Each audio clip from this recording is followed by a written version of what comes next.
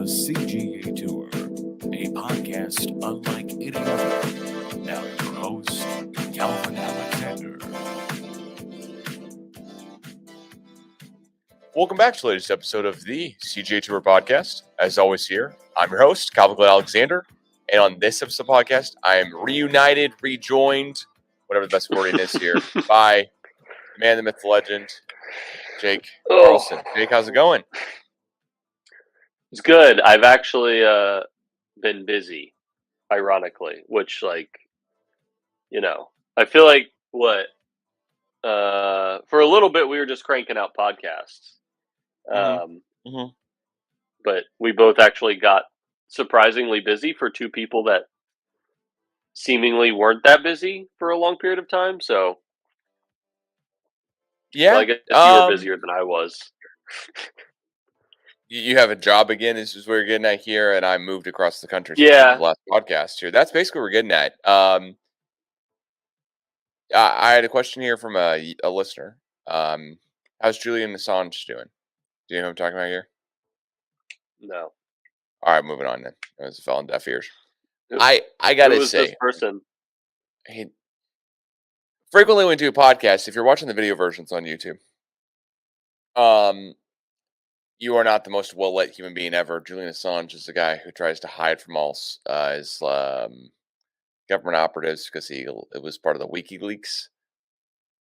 You're well-lit. This podcast, your lighting is much better than the normal. Mine is exquisite because I had to do something about it because every single one of my work calls, it became a running joke on if I had a black eye going or not, because one call I did have a black eye and tried to not light myself up that well. Regardless, here, we're 2 minutes in the podcast. Haven't touched one thing at all on the sports topic fandom. I now live in Birmingham, Alabama. It's the second of two third podcast being recorded here. The one that's currently up with Alexi is first one recorded in Birmingham. Second one, which should be up before you listen to this one, is with Patrick about the NFL draft. But this one here, I want to cover kind of all of it. I want to get a good catch-up podcast in. Talk to you about the NFL, the NBA, college, go from there. So, that being said, what's kind of like a question you have here about the NBA playoffs here right now? We're recording this just so everyone's aware, May 1st. So the question I had about the NBA playoffs, because I've seen people talk about this, why should I care about Warriors-Lakers? Why should it's fun?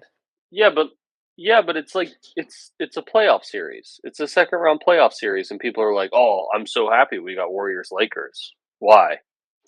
Well, it's LeBron Curry. There was a good chance that LeBron wasn't going to make the playoffs this year. There's actually a good chance that the Warriors were going to be a much higher seed, where we wouldn't see this in round 2, and then the Lakers may not make it out of the play-in. They may not make it out of. I mean, there was just so many ways that this didn't work out. So it's like, oh, it's amazing we get to see LeBron versus Curry. Basically, it's like a title. It's like the title weight bout, and you're like, all right, you know what? Hopefully, these guys, we get to see them play against each other at one point. Because basically, you have that NBA play-in games now where I'm sure the Lakers could have lost or won and still been in a position where maybe if they had been the 8th seed and then they had beat the 1 seed Nuggets, then we get this in round 3 for the Western Conference Finals instead if the Warriors went all the way. But there was a lot of the series where Draymond got suspended for a game and Sacramento was up 2-0. And it was like, oh, maybe we won't get, maybe the Kings will win the series. We won't get LeBron Curry. And I would have been happy with that. I think a lot of people would be happy with that. But this is I'm a huge NBA basketball fan. I want to see how Curry and LeBron match up against each other now in a different outfit, different form factor.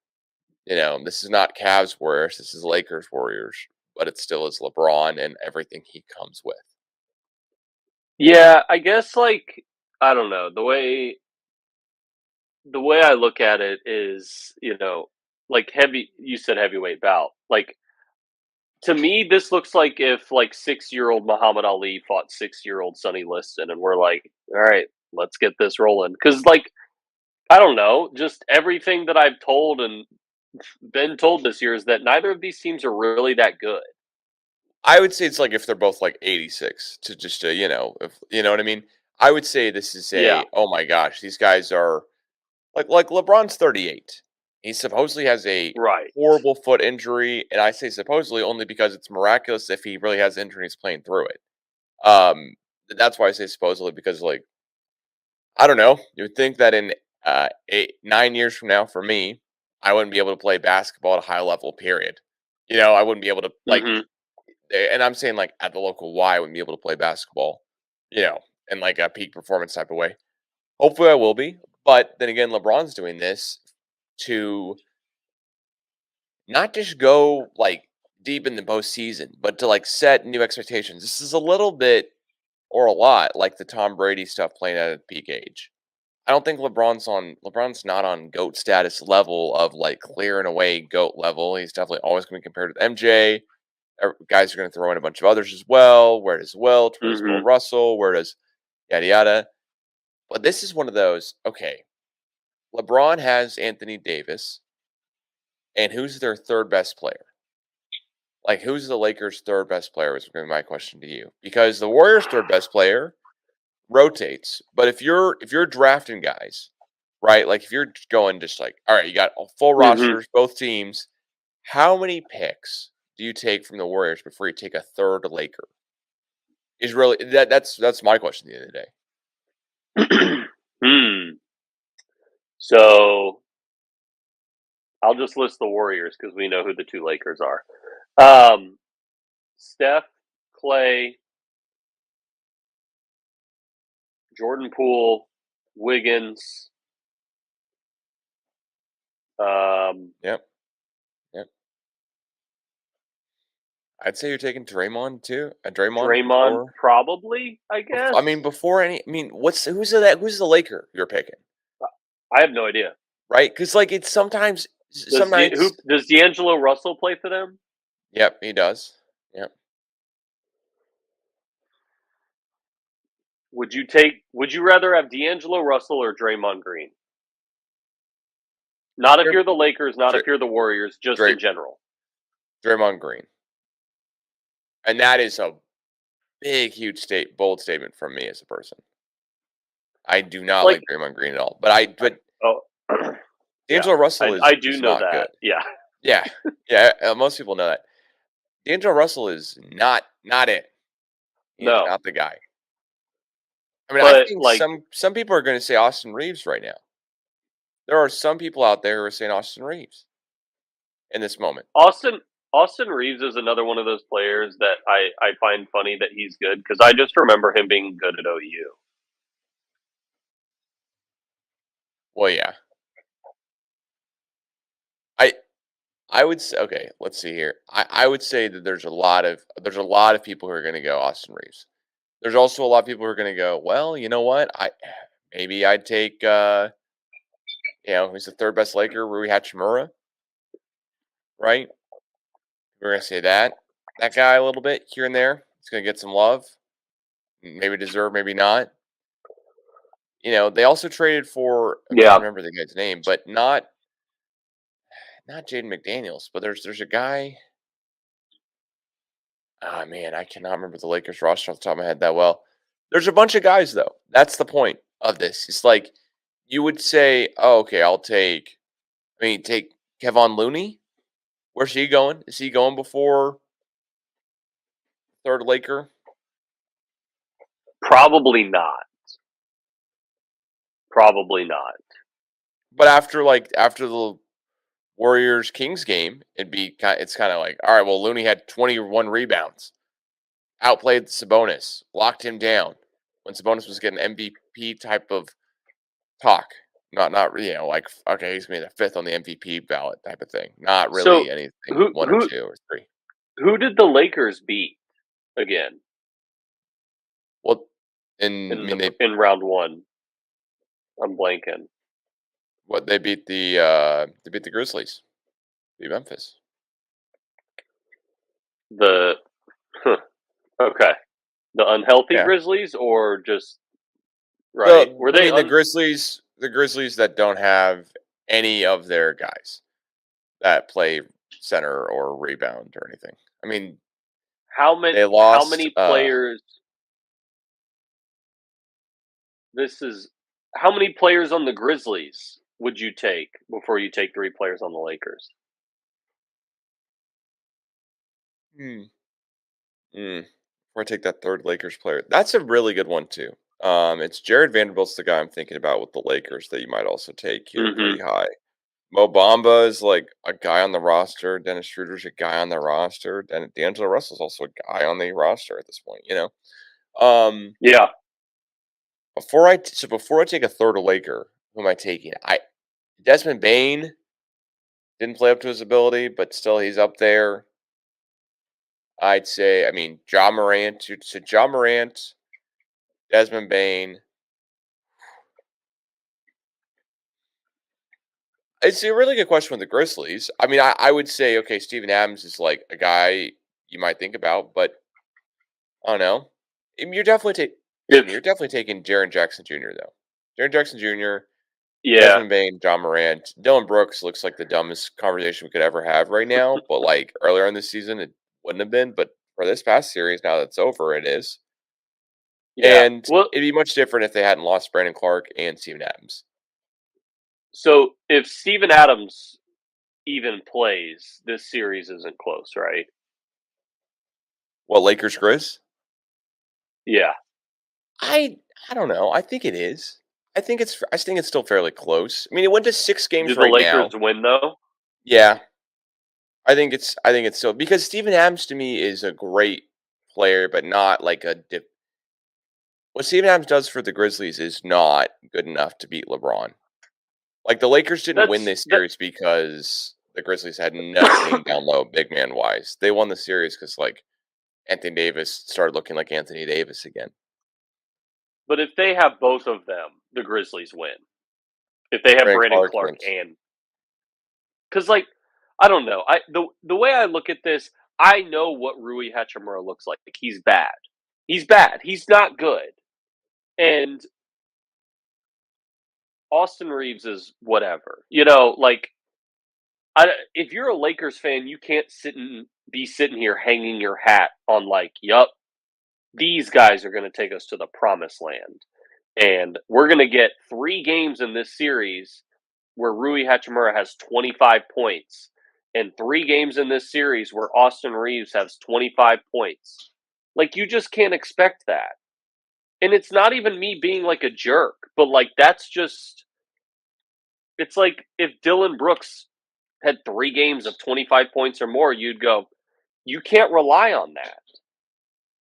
It's like someone in baseball hitting 3 home runs in a game, and you're like, can't wait to see that next week. And I'm like, it's not going to happen. It's just not going to happen. And so I don't know. That's kind of the way I look at it with this Lakers series. Is Dylan Brooks clearly didn't help him, didn't do himself any favors, probably didn't help the situation. For all we know, the Grizzlies could have won if Dylan Brooks just shut his mouth. But we'll never know because he's an idiot. So yeah, I mean that series, I didn't watch as much of it. I watched a couple games, but that series is the reason why the NBA annoys me. Because that felt like I was watching like Stone Cold Steve Austin versus Hulk Hogan, and it's just like this entire scripted, like, oh, WWE's back. And it's all fake. Like, it felt all fake. Dylan Brooks called LeBron James an old man in a wife beater tucked into a pair of jeans. Okay, I mean, what does that have to do with it at all? Just like that's That goofy. just, yeah, that just seems like something that you would see in SmackDown versus Raw on Tuesday night. Like, Yeah, that's totally fair. I I would say at the end of the day, the Lakers are not that good, and the Grizzlies are definitely no. not that good. And when you have two teams like that play each other, you're going to have like the guys who are a little bit better, who are more seasoned veterans, come out. Like the Grizzlies weren't getting picked to win that series, and they had gotten to the second seed in the West because there were so many games they did have Brandon Clark and Steven Adams, who were their main guys down low, play center, power forward kind of combo, and are pretty darn good. Jaren Jackson Jr. was having to really overextend himself and play just incredibly well to keep him in the series. He was Defensive Player of the Year. He deserves a ton of credit. But when you and I are sitting here going, okay, like Lakers, are they good? Can they make it to the title? The answer's got to be No. Which has got to the best possible thing that could happen to the Lakers is they could have played the Kings, and they're not. The Warriors should have a field day going up against the Lakers. Who's going to guard Steph Curry on the Lakers? Now, we can always flip it over and say who's going to guard Anthony Davis. That Kevon Looney played Jaren Jackson Jr. pretty darn, or excuse me, not Kevon Looney played DeMontis Sabonis really well. And the Lakers seemed to feast on the fact that they didn't have any big guys go matching up against them down low, especially any all-star caliber kind of guys or any like really, really good guys besides Jaren Jackson, which is a great presence. So I don't want to disqualify him. It's just like Anthony Davis looked incredibly good. I wonder why. Oh, maybe it's because Steven Adams wasn't trying to out-rebound him.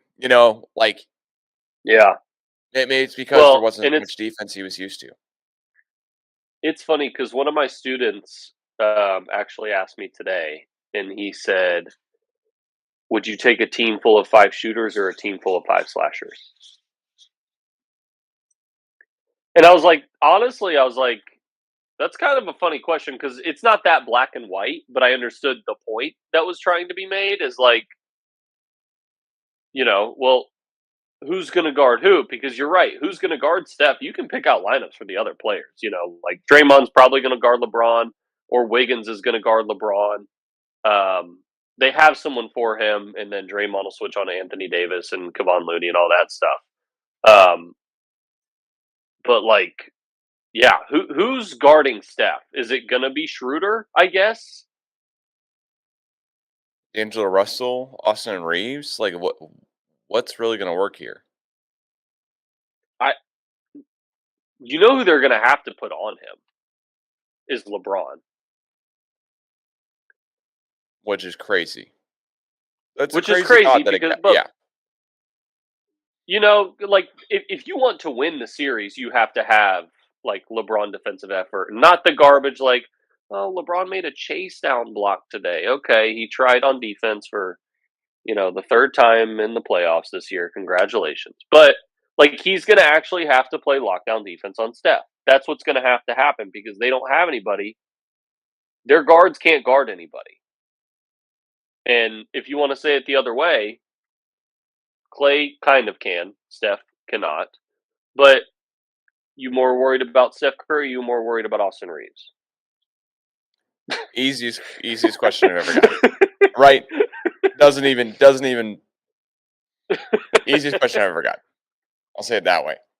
I like this series. I think this will be a fun series, but I think at the end of the day, the Warriors should walk away with this one pretty easily if they're going to make it to the finals, and if they're going to beat the winner of the Suns Nuggets. But if this ends up being a tough series, then I think it's up to the Nuggets Suns, barring injury, to make it to the finals. Like the 1-4 matchup should definitely prevail over the 6-7 matchup. That's what we're getting here. We're getting a 1-4 matchup and the top of it. And it's like, okay, all right. Like, hey, Suns, they got kind of blown out against the Nuggets, but also like their series previously won a lot of games. Nuggets did too, but Nuggets, their home court advantage, playing at that high elevation, being used to it, definitely going to take a lot out on Kevin Durant and Devin Booker have been playing 40-plus minutes in each of their games before, in the series before against the Clippers, when the Clippers didn't go away easy. The Clippers didn't fold after Kawhi was out, game 3. Clippers didn't fold. So that's the fun. Like, if I flipped it around, it was like, hey, what's the most fun matchup left? Heat Knicks. Yeah, fun, but not for the right reasons. Not for basketball-related reasons. Much more for the WWE, like, scripted type of reasons of, okay, is Jimmy Butler really going to be able to be this guy? That's also like watching crazy. It's like watching college basketball. Like, I feel like that's the kind of like you're getting a college basketball series. Yeah, with that game. Yeah, very unpredictable. Like the Heat won. It's like, what? How? How do the Heat keep winning? No one knows, right? And then if you go, Sixers Celtics is currently going right now, and Embiid's out. Celtics are up 4 here in the fourth quarter, 93-89. It's like, all right, like this should be a good series, but Embiid's out, so And also, I'm not laying my heart's out in this series. It's not got a bunch of storylines of like, oh my gosh, I'm a huge Celtics fan, or oh my gosh, I'm a big Sixers fan. And these two teams, the Celtics were in the finals last year. They're really good, but they don't have Jason Tatum has not had his like, oh my gosh, he's an all-star MVP caliber player consistently. Yeah. It's just He was he's supposed really to good, be but Jalen Brown's also pretty darn good too. pretty So good. He was supposed to be MVP this year, right? Jason Tatum was. yeah, I think a lot of the odds were on him getting MVP. So everything changes. Let me move it over to the East, since this is the most NBA you'll get out of me all year. I have a All right. question. Taking away these two teams' best players, which roster is better, the Hawks or the Bucks? So who on the Hawks are we taking out? Trae Young. And the Bucks were just taking out Giannis? Yep. Whose roster is better? Bucks. Bucks easily. Chris Middleton, Drew Holiday. Do the Hawks have another guy? I mean, I would take John Collins, Capella. I think when I look at the Hawks roster, I think it's embarrassing that they don't do better, because they are set up like Miami is, in my opinion. Like the way that their depth is, they have a lot of really good players. Now, we know what the problem is, but that's neither here nor there. I'm not talking about the it's a cop problem. with some hair stuck on it. But like I'm Right. with you. I mean, but also if Trae Young is 6'3" or 6'4", basically Steph Curry's height, this is a different conversation we're having. Sure. Yeah. You know? But if you gave Giannis that team, they don't lose to Miami. I mean, Drew Holiday was garbage. Chris Middleton, I like Chris Middleton. I think he's good, but he's not what we think he is. He had a couple good years back when I watched NBA, and he's been hurt ever since. Like he's been hurt for like 3 years. He's had a sprained ankle for 3 years. And like, if Drew Holiday is your second best player, like, we can go back to the same thing. I know we like Chris Middleton is good, but like, how many players on the Hawks are you taking over Chris Middleton?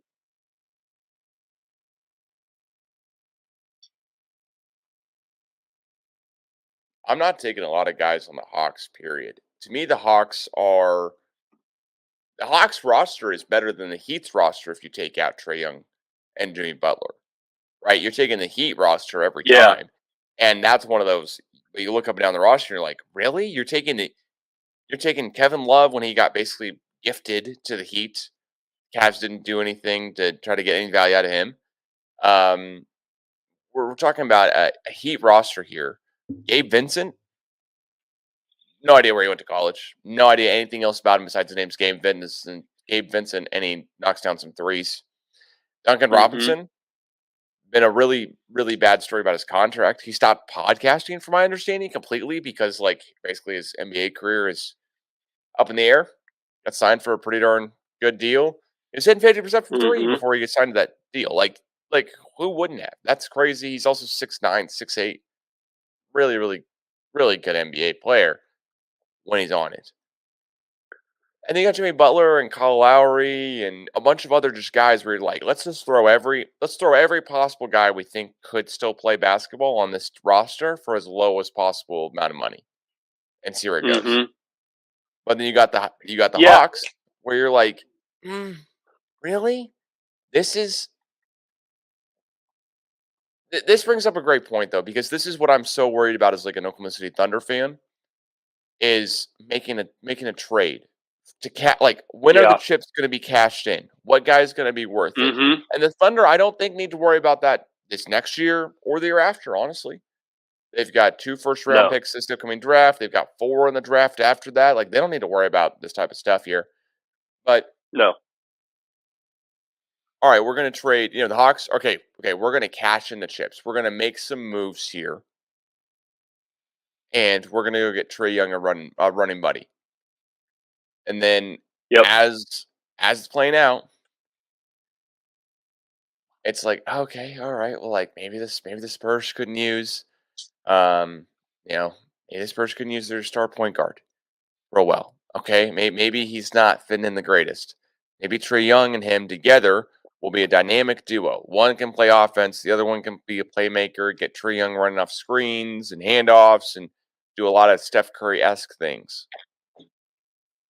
Oh, but wait a second. Actually, as it comes out to, that's the worst possible way to play Trae Young because he needs the ball in his Yeah. hand to score. He needs the ball in his hand to win. And you're literally at you're basically playing 4-on-5 on defense. When Marcus Smart goes by you, Mhm. like we love Marcus Smart, but Marcus Smart is 29, 30. He's not a young Yeah. dude anymore. He's been in the league for 8+ years. And when he's able to just go by you to the rim at any NBA level, it's like, all right, Trae Young, like you gotta figure out a way to get in front of people.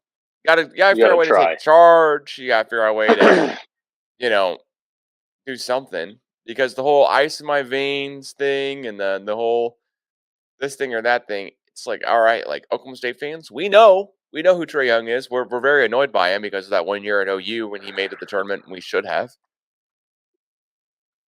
But I mean, you gotta know what you're getting. with him, it's getting. Yeah, with him, it's just getting to the point, and this isn't even like a Trae Young thing. I don't think the Bucks roster is that good, and I think it gets probably more credit than it needs to. And that's just my personal opinion as someone who's just kind of looking at names on a plate. But I mean, yeah, if you're the Hawks, like what Trae Young's had 3 coaches in 4 years, but it's not his fault, right? It's not. It's all the coach. It's all the coach's fault. I mean, the Hawks here. I'm looking up and down the roster. Sadiq Bey, Yep. Bogdan, excuse me, Bogdan Bogdanovic, Clint Capella, John Collins, Yep. AJ Griffin, rookie out of Duke, who supposedly is a sharpshooter, but TBD, he's a rookie. DeAndre Hutton, Mhm. DeAndre Hunter, DeJounte Murray, and Trae Young. And it's like, all right, cool. Like, okay, who's getting paid out of these guys? All these guys on the roster, who's really getting paid? John Collins above 20 million, Clint Capella 18.7, Bogdan's getting paid 18, Trae Young's getting paid 37 mil, and DeJounte Murray's getting paid 16.5. And he's about to get paid this offseason. That was the reason why the Hawks traded with the Spurs, because Spurs basically may have wanted to pay for Yeah, him, may have didn't not want to wanted pay to, him. but also they gave him a king's ransom up as well, from my understanding. Mhm. So, all right, like Hawks, Bucks, I take the Bucks roster every single day of the week because Drew Holiday was, besides this past series, if we're putting it in a vacuum, it's like, all right, maybe if we're putting it all in a vacuum, maybe you're right. But if we're taking it like over like the whole season, Drew Holiday was voted by his peers as the worst guy you don't want to see guarding you. By Yeah. the Athletic did an article. So to me, this one's kind of open and shut case. Like I take the Bucks, except for not against the Heat. Maybe that's the. Well, But who knows? I Maybe no mean, one's going to say I'd take the Heat against any. Yeah, I take the Heat against anyone. The Zombie Heat don't slow down. They're missing their 2 yeah. of their rotational guys, and they're missing them. Start missing them last round, and then they go ahead and they beat New York Knicks, who just beat the Cavs in 5. A lot of respect deserved Mhm. to the Knicks here, but the Heat walk in there and win. It's just crazy. They don't care. They don't care. The Heat just don't care. They have the best coach in the NBA. It's not really disputable anymore. I think Steve Kerr's got a good running up there, but you're right. Right now, everyone's taking Eric Spoelstra and not thinking twice. I take Eric Spoelstra so far ahead of Steve Kerr. I think what Steve Kerr's done is great, but Eric Spoelstra, like you said, is starting Gabe Vincent and whatever that other guy's name is. Like there's guys on there, and I watch a lot of college basketball. I saw a guy playing for the Heat the other day that went to Indiana University, Fort Wayne. And he was playing 25 minutes in a playoff game against Giannis. Pretty good. Steve Kerr ain't doing that. And it's nothing against Steve Kerr.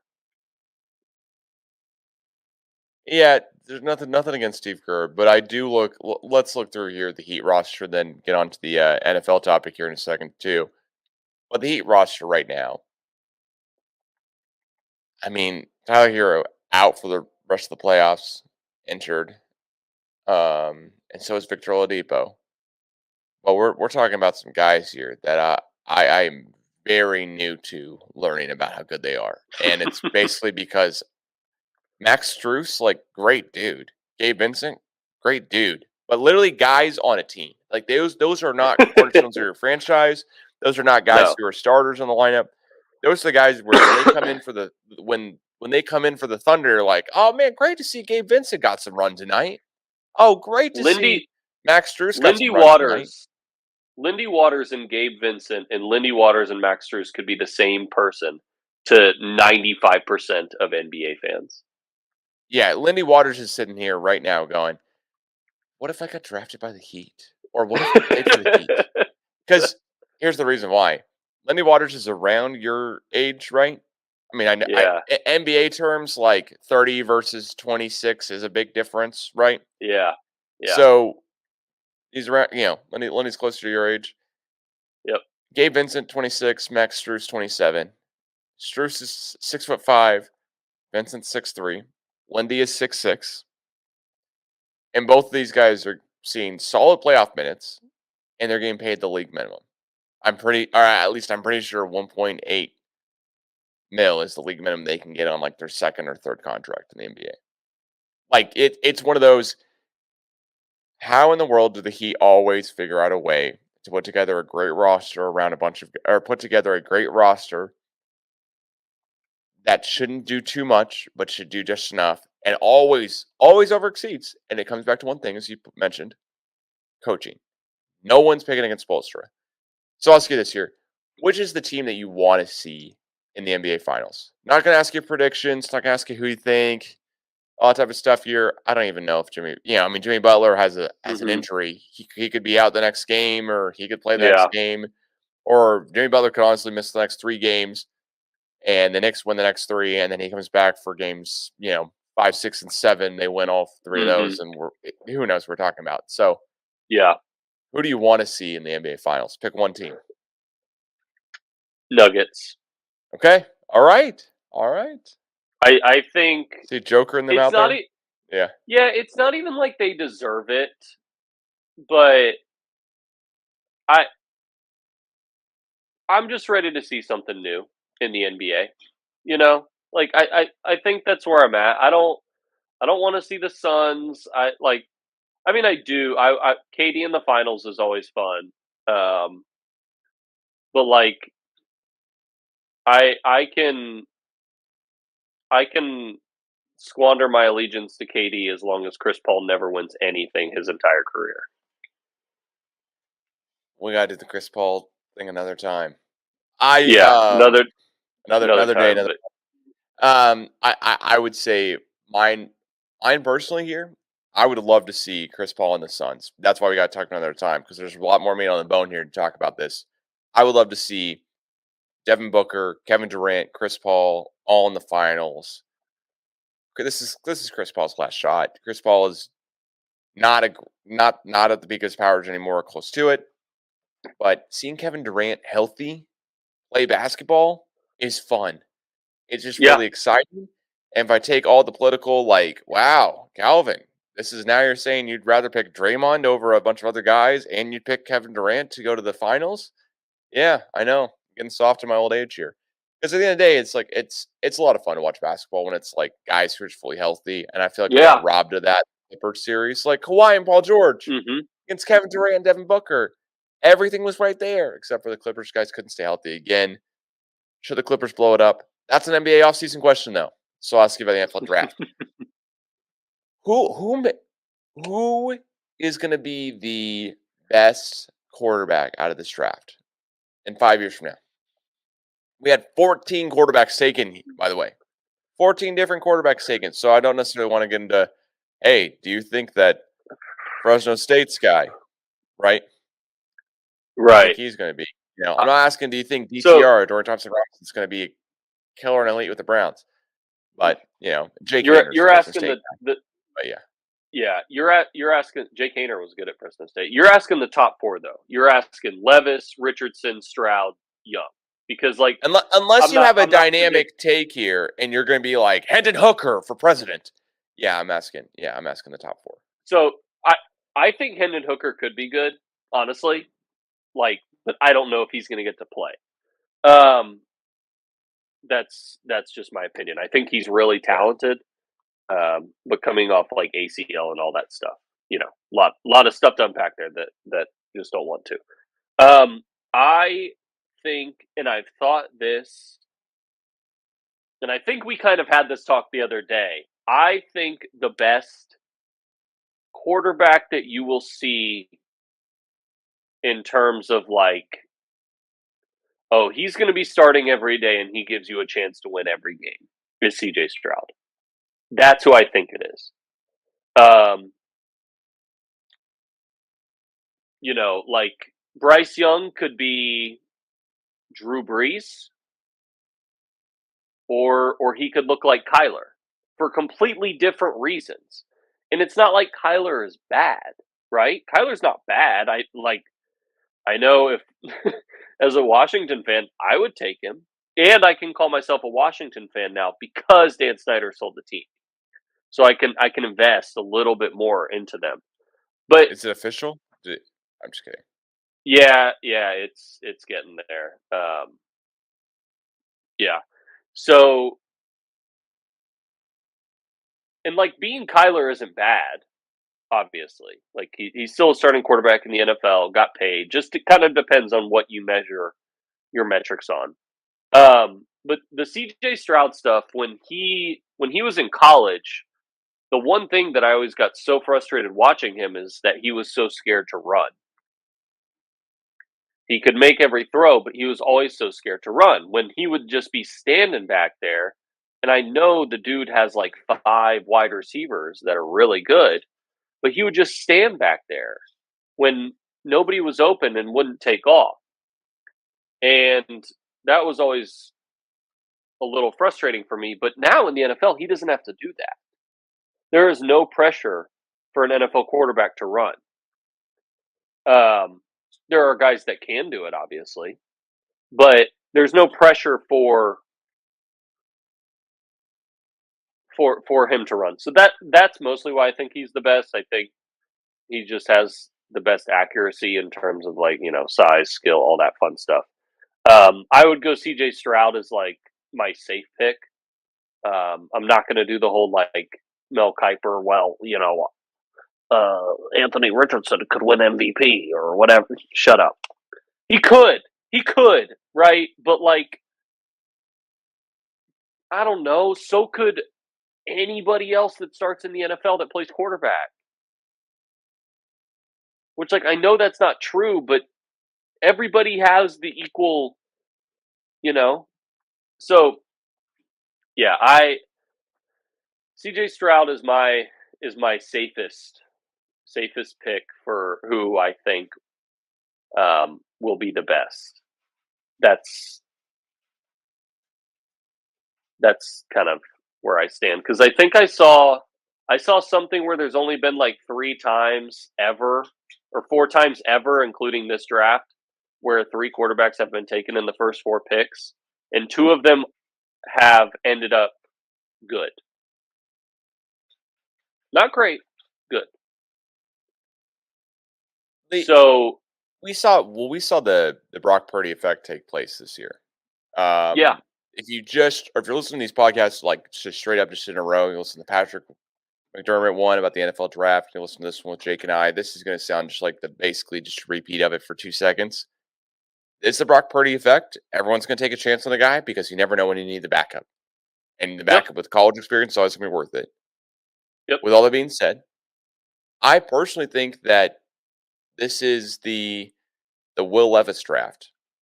And the reason I'm going to say that is because of what situation he got drafted into. He can be Ryan Tannehill. He can be a guy Yeah. who just is out there, just doing his stuff. CJ Stroud, if he had not gotten drafted by the Texans just need 5 million things. And they traded away a lot of their future draft capital to go get Will Anderson. Not a big fan of that. I mean, I was. I loved it. Well, I just don't love it for the situational fit. Like the situational thing here is like CJ Stroud, great pick. The Texans need a quarterback for sure. They need a guy. But is this going to make the Texans not have a top 5 pick next year? And it's like, well, maybe, I don't know. The Texans could win their division next year. I mean, they are up there with the Colts, Doug Peterson in year 2, and the Jaguars. We'll see. I mean, probably keep going on up and up, but you never know. You know what I mean? And then who's the 4th team? And then the Titans, right? Are the 4th team in that division. So you've literally got 3 brand new quarterbacks, and they all got drafted this year in the first basically like 35 picks because Will Levis fell at the round 2. And then you've got Trevor Lawrence. Will Levis, older than Trevor Lawrence. Didn't know that. That was a brand new stat that I learned here during the draft. But I think Levis has the best potential to be like a good quarterback. And I think the rest of these guys are going to be just so hit and miss. Bryce Young right now, neither of us are talking about him because it's just like, all right, every single thing I've watched on him, every single draft coverage thing, everything's total is because of his size. He needs this and this and this and this. Because of his size, he has to basically be jumping up and down on the balls of his feet to see over the line in college. He did have a very typical kind of, 5-star kind of line in college, at Alabama. So, okay, he's used to probably NFL-sized guys and everything. It's not like something different than that. But NFL, everything happens so much faster than college. That's what we always hear. It'd be much different. He was not SEC if Bryce Young wasn't at an SEC school. But you know what? Still, SEC is not the NFL. CJ Stroud, for the reasons I mentioned, I'm just not like. I just don't love the fit. Who's his running back? Who's his wide receiver? Who's his tight end? Who are these guys he's going to grow with? It's like, all right, like there's some guys on that roster that like are looking around going, man, I hope I can stay on it. And there's CJ Stroud and Will Anderson. Like if you asked me to name 2 Texans before we had started recording, I think I would have said Brandon Cooks is one of them. He's not. I think he got traded or left in free agency or something. And I would be struggling here to find like that 3rd guy on the Texans that I go like, oh yeah, he's a Texan. Derek Stingley's a Texan. So I mean, he was their 1st round pick last year. And then is Tunsil there still? Yeah, he is. Larry Tunsil's the guy who I'd probably go, okay, all right, that's probably the guy I'd figure out. No, but I hear you. All points, and the Anthony Richardson.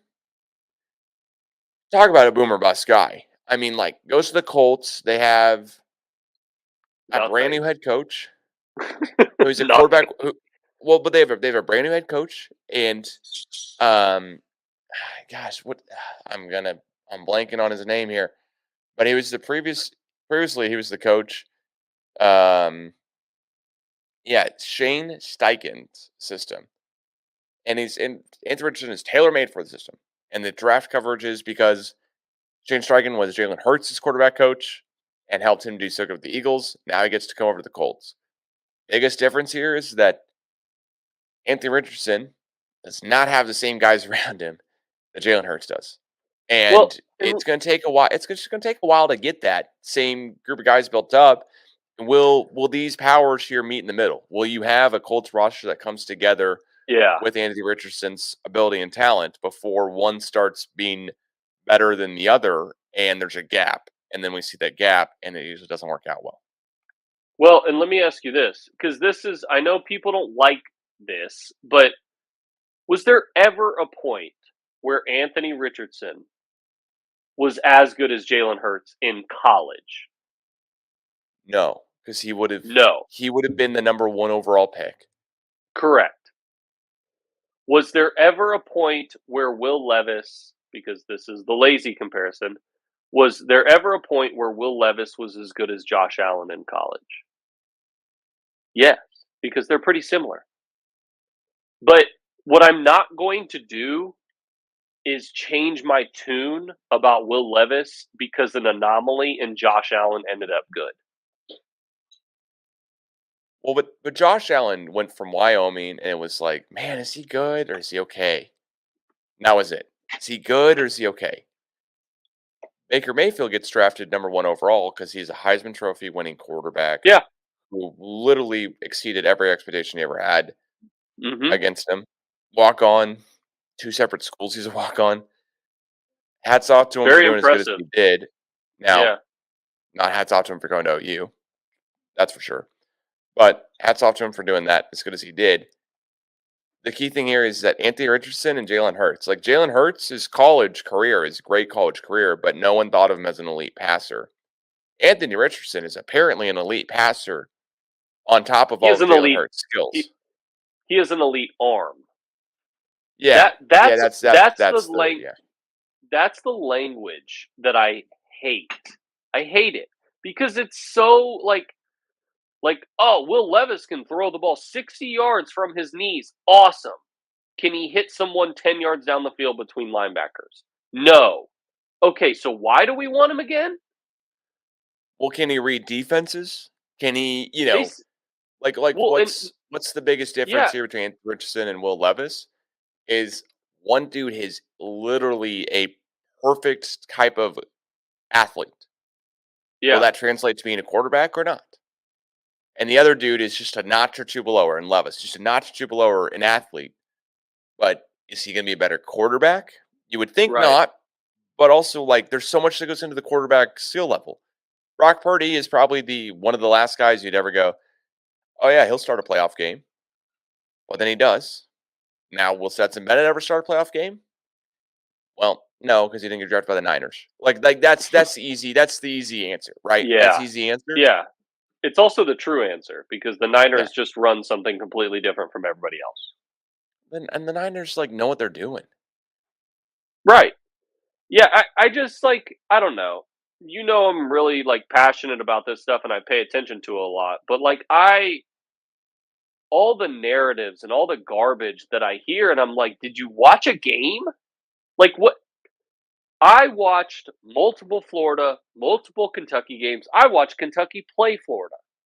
And none of these games, and I know Will Levis was hurt a lot, but like what we're drafting Anthony Richardson number 4 because he beat Utah at home in game number 1. Is that what we're doing? Because he had a Heisman campaign that was 3 days long, or because he throws the ball far, or because he has broad jump, or whatever. I just and again, I'm not trying to dump on the guy. It's not his fault that he's crazy athletic and just an impressive human being. That's not the point I'm making. The point I'm making is when when were these things okay to be listed as like qualifiers of like, yep, this justifies the number 4 pick for a team in the Colts who sucks. They suck. And so like that's my thing with it. If you're Will Levis, I mean, the real loser in all this is Malik Willis because he's probably just sitting there like, what the hell?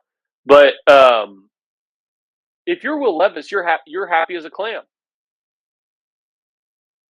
because you're not going to take Ryan Tannehill's job right now. And if you do, if Tannehill gets hurt or whatever, then you get to hand the ball off to Derrick Henry and then, hopefully score 17 points and your defense lets them score 10.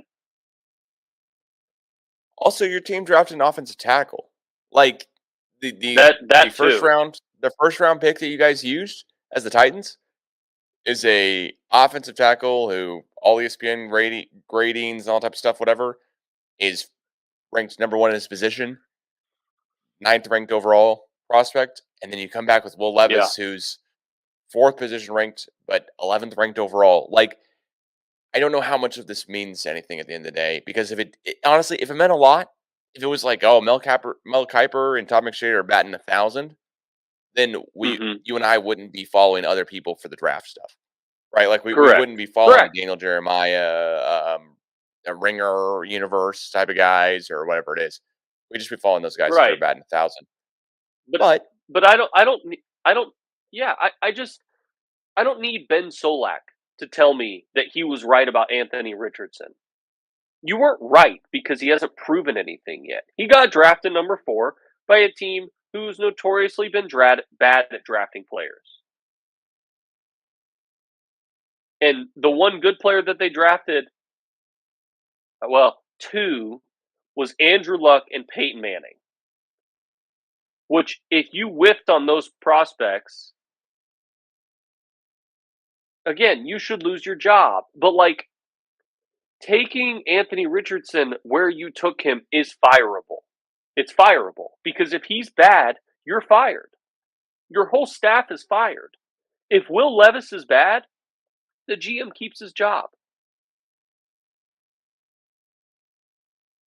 Now, he might get fired for drafting Malik Willis last year. well, But I forgot where Malik Willis got drafted. you know what I'm saying? Like, yeah.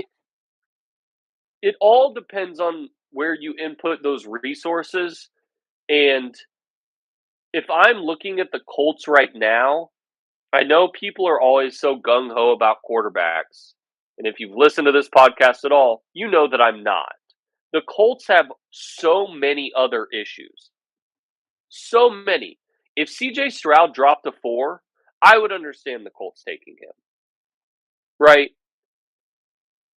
But it just, I don't know. It doesn't make very much sense to me. And then, you've got the Eagles trading up and then just, they're getting loaded. They are loaded now. And so I personally don't understand it. I don't understand the whole, like, we have to get this one person because he's the only person that's going to fix our franchise. I know that's a really long rant, but no, but it's got a lot of truth. Because if I'm Nick Caserio with the Texans, I am not drafting a quarterback. I'm not. Texans GM. This was said here on the Bill Simmons podcast, so I know I'm like repeating something that probably most of the people who listen to this podcast would have heard. But there's no doubt in my mind that the Texans owner said, you better draft a quarterback this year. And Nick Caserio said, okay, but we like Will Anderson a lot, though. We think Will Anderson is the guy at 2. And the owner still he's the best player in the draft. Well, and the owner still was like, you better draft a quarterback this year, one that you can bet on. And Nick Caserio's like, well, then we're drafting CJ Stroud. Like, we're not going to have Bryce Young. We're going to take the second best guy, and we're going to see what we can do. And then Caserio came back and mortgaged the future a little bit to get Will Anderson. Do you think it was a little like Jerry Jones with Ezekiel Elliott, where it's like, hey, you should probably draft Jalen Ramsey here, but I think the Texans are trying to everybody, yeah.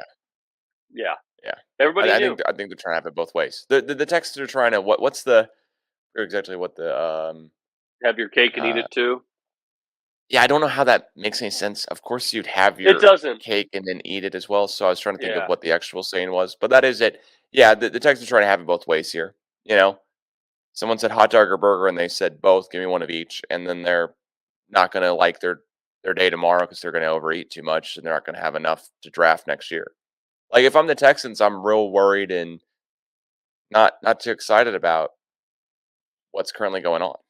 Like I'm the Texans. I'm like, gosh, man, we've had 5 GMs, and our win percentage is under 500 as a team. We made it to the playoffs 6 times in 20 years. That's not that bad considering other teams. But like, oh, what's our win percentage? Well, not good. It's just not. It's just We know who the Texans are. We know David Carr was Mhm. like the guy. Oh yeah, of course you're gonna pick David Carr. Didn't Mhm. pan out. Also, guy got sacked a bunch. Like I don't know if that's a ton on Carr. I mean, there's so many Yeah. situational things with an expansion team. They're the newest team in the NFL. You know, like they're called the Mhm. Houston Texans. Like what is a Texan? Oh, probably not one city. You know, so we're talking about all this with the Texans and everything like that. I think CJ Stroud has the most is the first guy to get traded out of these four quarterbacks though. In a good or bad way. In a bad way. Like I don't think because you don't like if any of these guys get traded, it's not good. Not because they're doing great.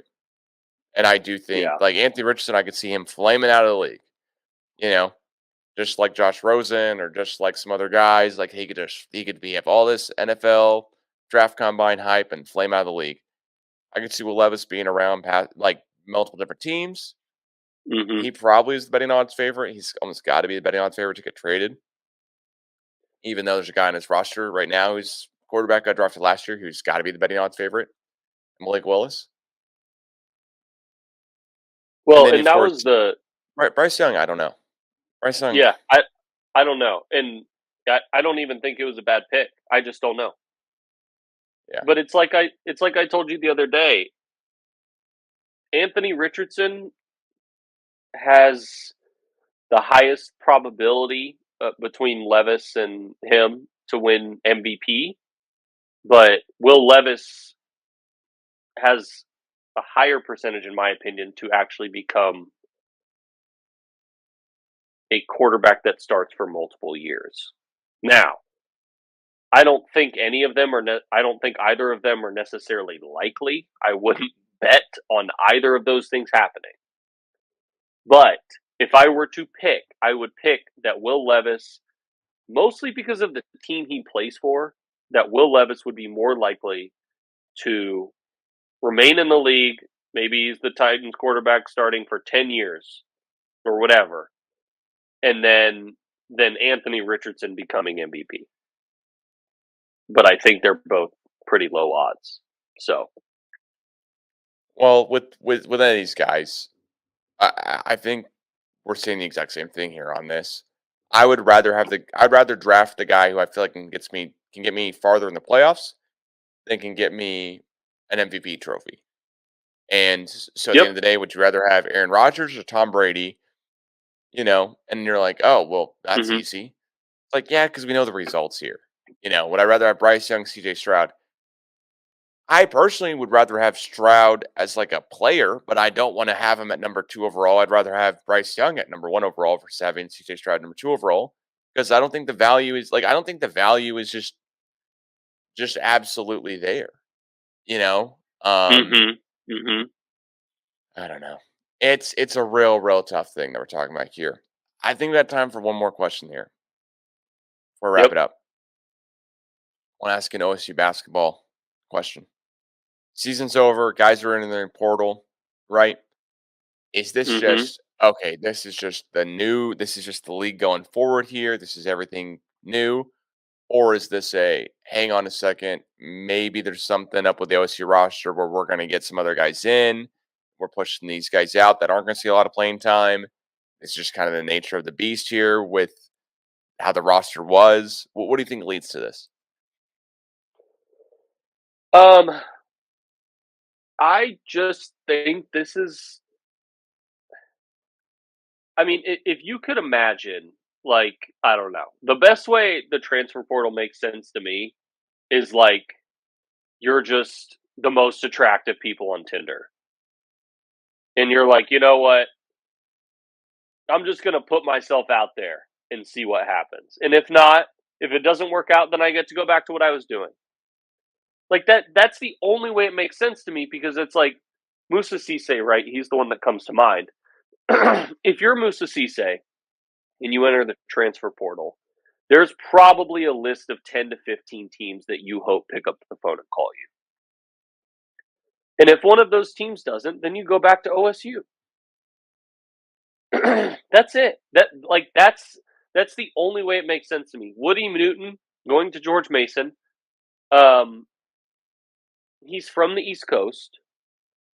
His father, unfortunately, passed away during the season, and he's going to probably go start for them.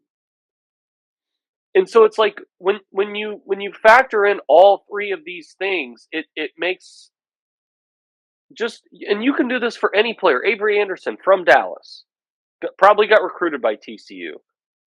I think he notably has a good relationship with Jamie Dixon and has friends on the team. And I told everybody in this podcast that he was going to transfer 6 months ago. Caleb Boone went to a place where he's going to go dominate at UNLV with his brother. So they can go play together. And I'm sorry, Vegas is awesome. So, I don't blame them. Would you rather live in Las Vegas or would you rather live in Stillwater if you're a 22-year-old college basketball player? Well, I'd rather live in a lot of places. I mean, like, if you're putting it to me that way, I'd rather live in LA. You know what I mean? Like, unless I'm from Stillwater, you're putting it to me that way. But if you had to choose, yeah. But if you had to choose between those two, well, you know the answer. I'd rather live in Vegas without, but then I personally would rather live in Stillwater. I'm not a huge fan of Vegas, but that's not what you're getting at. I get it, right? Like I don't I know if that also was have factored way in. too many. Yeah, I also have way too many ties into the Stillwater area for me to choose a lot of places over Stillwater. But you're not asking me. You're asking a hypothetical 20 to 22-year-old guy who's not from Stillwater, not from Oklahoma, Yeah. not from Oklahoma City, Oklahoma. So I always go with there's better places in Stillwater if you're looking at everything but the college. And if you've already been there, done that, and you're like, gotta try to do something else again, hats off to you. Like go play UNLV, see how it works out. Like if you're not paying attention to a bunch of stuff that's going on during NIT games where you could see the floor, then all right, cool. You know what? Your coach probably told you, like, all right, yeah, you know what? Yep, I understand once the season's over, you're gonna transfer, you're gonna enter the portal. Cool. Just be around, don't make a fool of yourself for the next couple weeks. We're good. If you want a new spot, new kind of realm here or whatever, like, all right, cool, good for you. But like, what are we doing? Has to be asked, Yeah. Um, Yeah, I think it does too. I think the difference between obviously like basketball and football is that basketball has so many less players. So it's it's much more impactful when you lose some of these guys, right? Um, excuse me. That's what always comes out to me is like, in basketball, it feels much more like the sky is falling, just simply because you have 12 guys on a roster, opposed to football where you have 50 or whatever. It's a very weird thing because the roster updates here from April 20th for Oklahoma State is like, all right, got Caleb Boone landing with his brother at UNLV, as you just mentioned. Mm-hmm. And Alessi's landed a prediction for the ECU guard, which he ended up getting, Javon Small. Yep. It's like, okay, all right, cool. Like, let's track it. Courtesy of Kyle Boone and Marshall Scott, Pistols Firing. Let's track it. Let's see where guys are going, right? Like, yeah, Bryce Thompson, TBD. And is he in the portal? it's to be determined on if he will or not. He doesn't have to enter it. He has not so far. But Musa Cisse, Caleb Boone, Avery Anderson, Musa Cisse, Caleb Boone, Avery Anderson transferring, John Michael Wright and Keon Williams returning, Caleb Asbury and Bernard Kuma both gone due to eligibility. Bryce Thompson is to be determined. Chris Harris Jr. transferring. Not sure which school yet, but transferring. Woody Newton as he should. And Tyreek Smith. To be fair, as yeah. All these are like, yeah, deserves it. Yeah. And then OSU has 5 players who are to be freshmen next season on the roster, led by top 50 national recruit Brandon Garrison, also state champion in Oklahoma basketball, which is decent basketball. You win a state champion, I'm going to mention it in the state of Oklahoma. You mentioned it, yeah, I'm going to mention it. Not Texas, but still. He was a McDonald's All-American. Yeah, So yeah, he's good. Top. I should he's reemphasize good. the top 50 national recruit. He signed as a freshman. Also, Justin McBride, Jamron Keller. I'm sure I'm going to learn. There's a different pronunciation for that. Connor Dow, which is a sharpshooter guy out of Tulsa, and then Eric Daly Jr. So like we've got guys coming in. Mm-hmm. It's just not. It's a lot higher of a. We've got 5 guys transferring out, and Yep. also Cisse It's also maybe coming back. So I don't know. It's also like, I think some of it, when I look at it, is just, it's not what people want to see either. Like they expect people, OSU fans, whatever, expect us just to return the same starting lineup every single year, and you just get better gradually. Well, that's not how things work anymore. I don't, like, that's just, get over yourself, I guess. Like, that's just, it's just, things are different now, and we have to be used to this. And I'm sure Musa Cisse is probably just sitting there waiting for a call from Kentucky, or maybe he's waiting from a call from Rick Pitino or whatever. I don't know.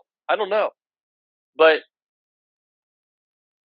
that's my speculation, is that he has a short list of schools that he wants to go to, and he's hoping they pick up the phone.